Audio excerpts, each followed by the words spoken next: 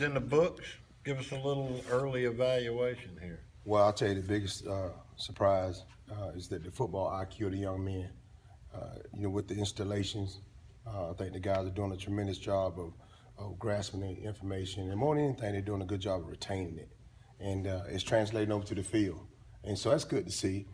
We expect to have some mistakes early on, and we'll coach them through that. But I'll tell you the one thing that's really been pleasing, they certainly going to play the next play, and they're not letting that first play beat them twice. And that's really been pleasing.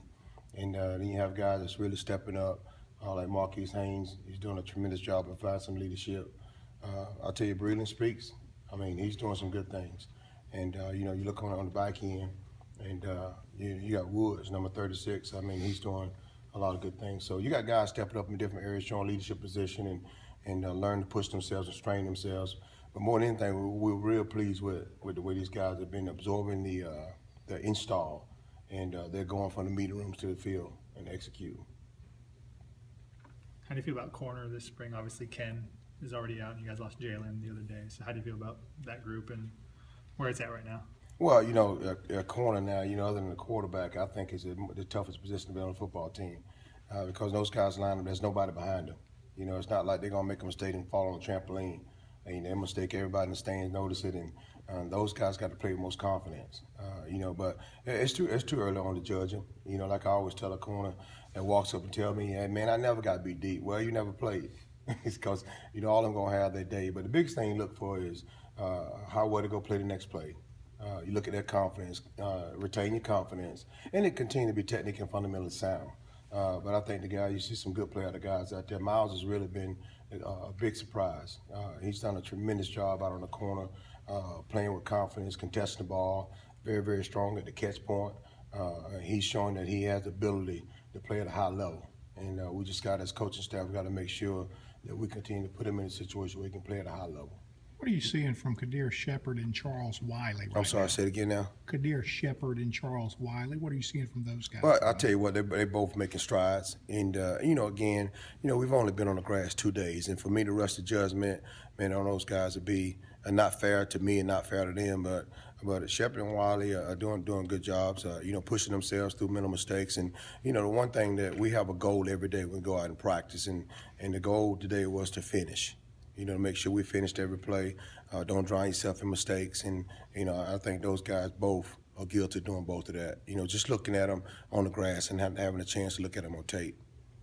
Hey, you've moved Costas and Hartsfield from kind of safety and Husky and star positions to corner. What made you feel like they could be corner guys? I mean, their physical makeup, what? Well, you look at this. You look at their skill set, Chuck, and just look at the way they move around. And then, as a coaching staff, we have to do a tremendous job of making sure that we got the right guys on the bus. Now we have to make sure we can get them in the right seat.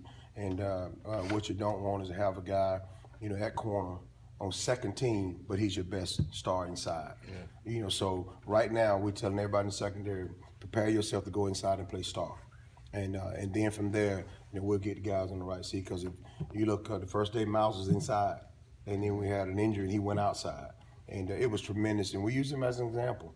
We want to get the best guys on the field. So give us about another week, and then we'll have a clear picture as a staff in terms of who we'll put in the right position. But we're trying to get all of them situated back there so we can get the best guys on the field. The production of the linebackers last year was oftentimes criticized and lacking, for lack of a better word.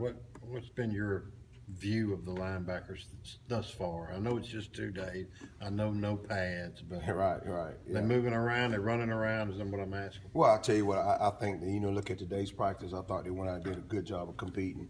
I think the biggest challenge with any linebackers, any place in the country, is make sure they line up. And Chuck, we're gonna do a tremendous job of helping the guys by keeping them in the box. We're gonna put the adjustment on the secondary, and as much as we can, keep the linebackers in the box and not give them 2 jobs. Make sure that they can play downhill and fit their gaps.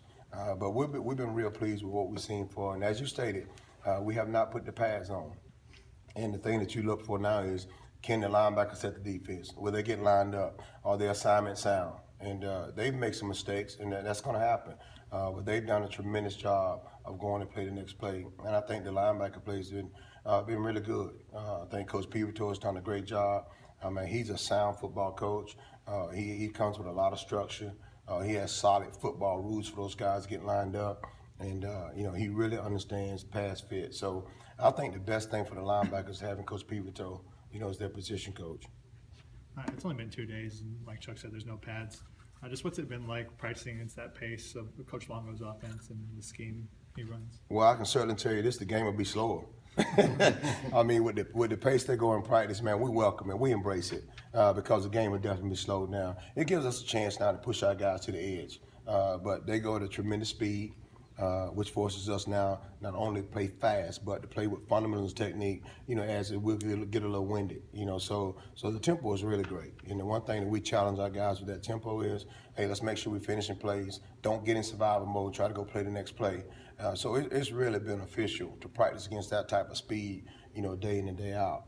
So now that when you get in a game and the team is going that fast, you're not foreign to it. And the second part of it is if you get in a 2-minute situation, we're standing there yawning at a 2-minute situation as fast as we're going now.